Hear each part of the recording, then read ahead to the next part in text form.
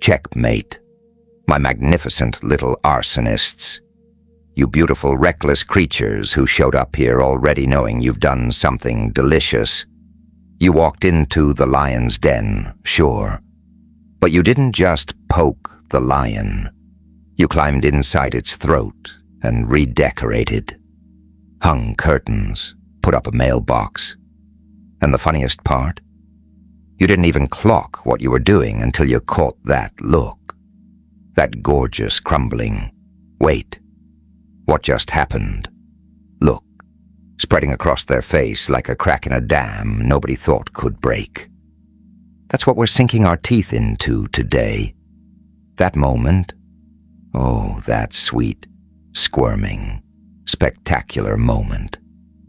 When somebody who thought they were bulletproof, somebody who built their whole personality around sitting on a throne made of other people's silence, suddenly realizes the orchestra stopped playing their song. And you delightful little conductor, you just picked up the baton and started a whole different tune. Without asking, without apologizing, without even breaking a sweat. Let's paint this picture, yeah. Because you already know this scene. You've lived it. You're in a room. Could be a boardroom. Could be Thanksgiving dinner. Could be some group chat that's been simmering in its own poison for months. And there's that one person, you know them. The second they walk in, the temperature drops. Spines stiffen. Conversations get trimmed down to safe little packages.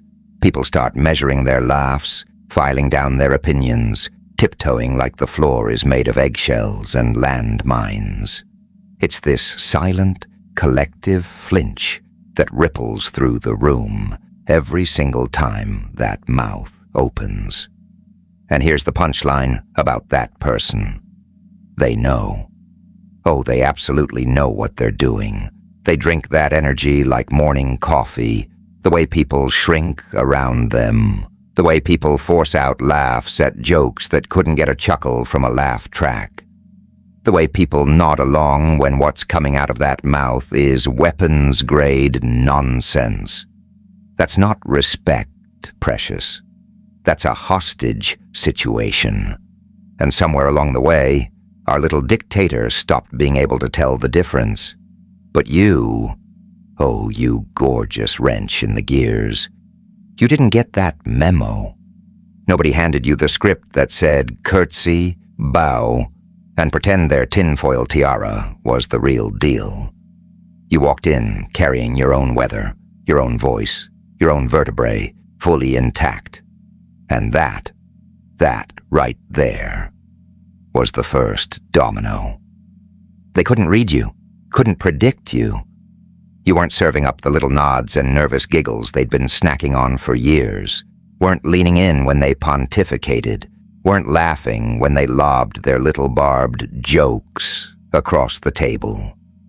You were just there, solid, unbothered, and that alone made them itch, because people like that, oh darling, they cannot stand someone who doesn't need their gold star. It's a personal crisis, an existential offense. How dare you not need me? How dare you occupy my airspace without so much as a tremor?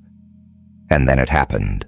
You said something, maybe a question, maybe a correction, maybe just some simple, clean observation that sliced clean through the fog they'd been pumping into that room for years. But whatever it was, it landed. Hard. Like a piano falling from a fire escape. You could see it in their eyes. That flash, that half-second of pure, this wasn't in the script. Disbelief doing a slow pirouette behind their pupils. Then the scramble, the forced laugh. That clumsy little attempt to wave it off like it was nothing, like you hadn't just pulled a thread that was holding their whole sweater together. But everyone in that room felt the fabric rip. The air got different. The gravity shifted. You want the truth? It's not in what we were just saying. Most people rot. Anomalies evolve. Which are you? Find your answers in my book. Grab it from the description or pinned comment of this video. Anyway, back to the madness. Here's the thing about people who've been running the show too long. They've got one playbook and zero plan B. Intimidate, dominate, dismiss, rinse, repeat. Same choreography for years, but you didn't let them dismiss you. You didn't flinch at the intimidation. You just stood there, steady as a streetlight, and let them marinate in their own discomfort. And honestly, chef's kiss. You want to talk about humiliation, real humiliation? It's never the loud stuff, never the shouting or the scene-making. Real humiliation is showing someone their power was a hologram and doing it so quietly, so calmly, that they can't even mount a defense. It's watching them scramble for a lever that isn't connected to anything anymore. It's seeing that mask slip, just for one gorgeous second, and letting the whole room see what's underneath. Because that's the secret about narcissistic leaders. Yeah? They're not just performing for themselves. The whole act depends on a captive audience buying tickets.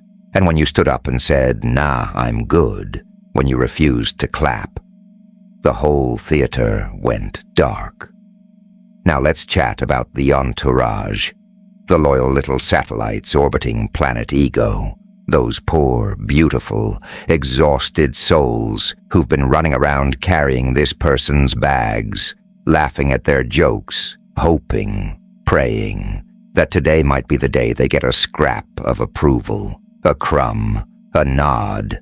They're the ones who keep the machine humming. Without them, the leader is just a person standing alone in a room giving a TED talk to empty chairs. And you know what? Most of them aren't bad people. They're just running on survival firmware. They've been programmed to believe this person holds every key to every door. That if they step out of line, the floor opens up and swallows them whole. Their standing, their connections, their paycheck. All of it, dangling by a thread this person controls. So they go along, they nod, they agree. They tell themselves it's just easier to keep their head down and let the beast feed. But then you walked in, and you didn't just stand up to the leader. You showed everyone else that standing was an option. You showed them the monster wasn't some 10-foot shadow on the wall. It was a very small, very insecure, deeply fragile person holding a flashlight behind a puppet. Sweetheart. A person who couldn't handle even the gentlest pushback without the whole projection flickering. And that realization, it spread through the group like a fever. Suddenly the followers started making eye contact with each other, started whispering, started remembering every word they'd bitten back, every fake laugh they'd manufactured, every wrong thing they'd co-signed because it was easier than fighting. And they started asking themselves, why? Why was I so scared? Why did I hand over so much power? And the answer hit them like cold water. Nobody had ever shown them another way. Until you. The humiliation you delivered wasn't about tearing someone down. It was about lifting a fog. Breaking an enchantment, showing an entire room full of people that they'd been living in a burning building and calling it cozy. And that's why the leader is absolutely feral right now. Not just because you embarrassed them, though, let's be honest, that's a delicious appetizer, but because you robbed them of their most precious resource, control. You planted a question mark in every mind around them. And once that question mark takes root, good luck pulling it out. People start remembering things, start connecting threads, start noticing the patterns that were always stitched into the fabric, but never spoken about out loud. And once they see the stitching, they can't unsee it. Understand this data point clearly. Poverty is not a financial state. It is an engineered tracking device. When your resources are dry, your coordinates are completely predictable to the matrix. You are forced to show up at their corporate offices, answer their tracking calls, and trade your sacred life energy just to settle a baseline survival invoice. They don't just want your light. They want you too exhausted to build your exit. Stacking capital in the dark register is the only way to delete your coordinates from their tracking grid. True spiritual protection requires an unbribable bank account. But we will address the protocols of the digital shadow next month. For today, focus on your internal frame.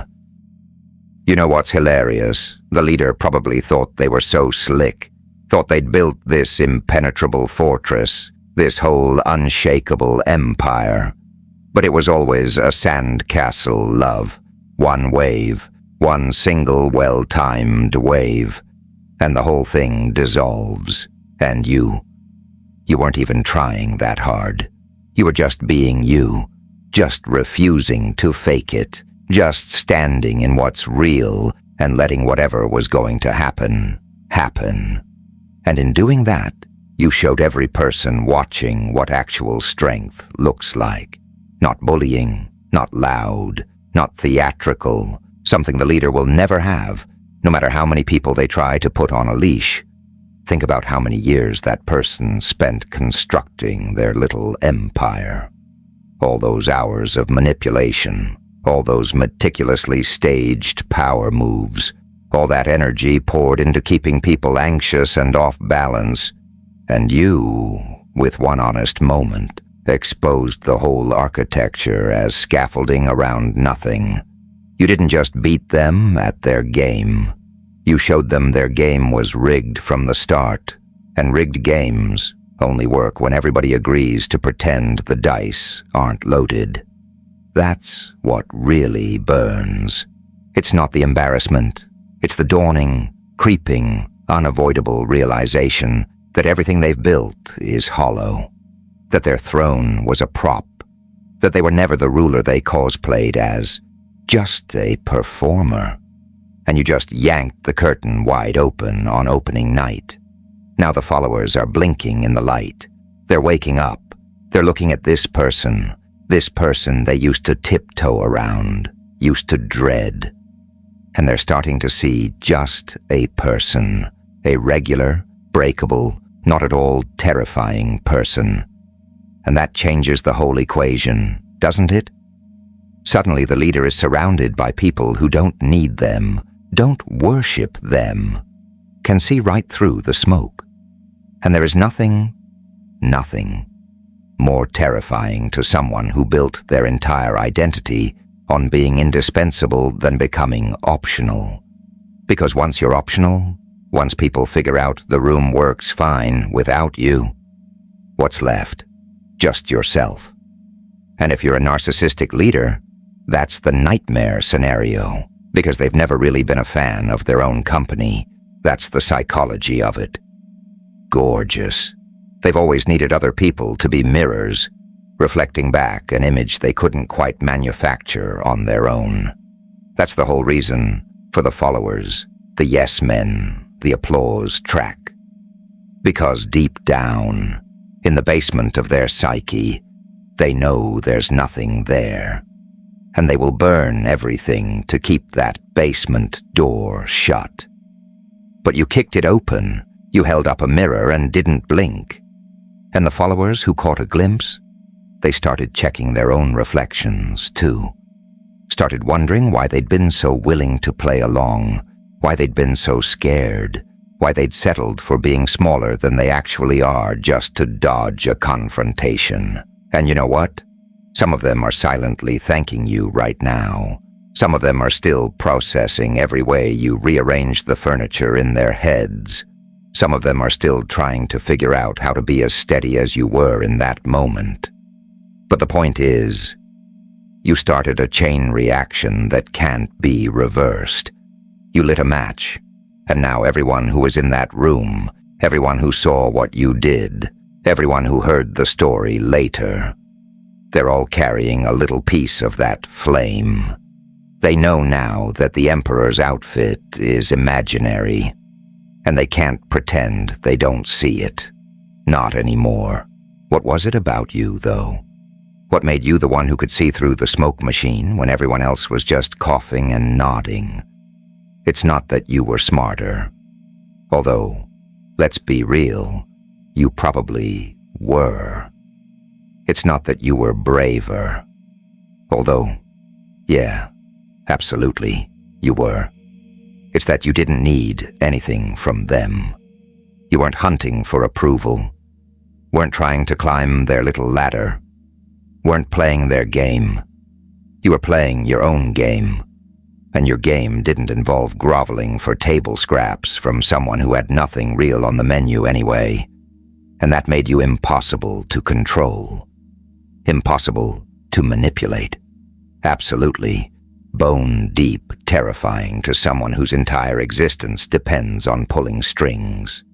And now look at them, the so-called king or queen of whatever sad little empire they duct-taped together. Not so regal now, are they? They're scrambling, trying to rewrite history, spinning the narrative like a DJ who lost the track, telling anyone who'll listen that you're the problem.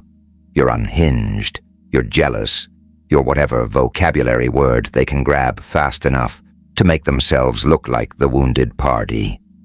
But it's not landing. It's not landing at all. Because people saw, people witnessed the moment when the mask hit the floor. And once you've watched something like that, you can't unwatch it. You can't staple the mask back on once the whole room has seen the face underneath. And that's what's eating them alive. The knowledge that there's no rewind button. The illusion is broken permanently. And the best part, the cherry on this whole chaotic Sunday, is that you didn't even have to try that hard. You just showed up as yourself, said what needed saying, refused to dance when they cued the music, and that was enough, more than enough. It was a master stroke, a knockout, a move they never saw coming and couldn't counter because... And here's the beautiful, terrible, hilarious truth. You can't counter authenticity. You can't argue with what's real. You can't manipulate someone who doesn't want what you're selling. You can't intimidate someone who already did the work of finding their own spine and deciding it was worth keeping straight. You walked into that room with nothing to prove and everything on the line, and you still came out on top. Because your power doesn't run on anyone else's battery. Here's what I need you to understand about this moment. This moment that's probably still echoing around the inside of your skull like a pinball. That look on their face when they realized the room wasn't theirs anymore. That's going to live in your memory forever. And it should. Because that moment represents something enormous. It's the moment you stopped being an extra in someone else's movie and became the director of your own. The moment you chose yourself over somebody else's approval. The moment you proved to yourself, which is the only audience that really matters, that your voice counts, that your truth is worth speaking even when it makes the furniture rattle. And there's no going back from that. Once you felt what it's like to stand in your own gravity and let whatever falls, fall. You can't go back to shrinking. Can't go back to biting your tongue. Can't go back to pretending you don't see what everyone else is too comfortable to name. And the people around you. They noticed. They might not have said a word in the moment. Might have been too stunned, too wired, too scared to open their mouths. But they noticed. People always notice. and they've been replaying that moment on loop ever since. Thinking about you, about what you did, about how you did it with that quiet, unshakable, almost eerie calm. And they've been asking themselves, could I ever pull that off? Could I ever be that real? Could I ever stop performing and just speak? Maybe they can't, yet. But you planted something beautiful, and seeds don't ask permission to grow. One day, some of those people are going to find themselves standing right where you stood, and they're going to remember. They're going to remember how you refused to kneel, and they're going to straighten their own spine and do the exact same thing. Because that's how the whole world shifts. One person at a time, one honest moment at a time, one truth at a time. The other thing probably sitting heavy on your chest is the aftermath. The way the air in the room is different now. The way people treat you, some with new respect, some with new distance. The way the leader treats you, or rather the way they dodge you, because they cannot meet your eyes anymore. It's different. It's always going to be different. You can't unring a bell. The whole dynamic cracked the second you refused to play pretend. And yeah, that can feel uncomfortable. Lonely, even. Can make you second-guess whether you did the right thing, because people who've been trained to be compliant sometimes don't know what to do with the truth. They've been swimming in fiction so long that reality feels like a foreign country where they don't speak the language. But that's okay. That's the messy middle. And eventually, the ones who matter, the ones with enough guts and self-awareness to actually grow, they'll come around. They'll thank you. They'll see that you were never the problem. You were the exit sign in a building everybody forgot had doors.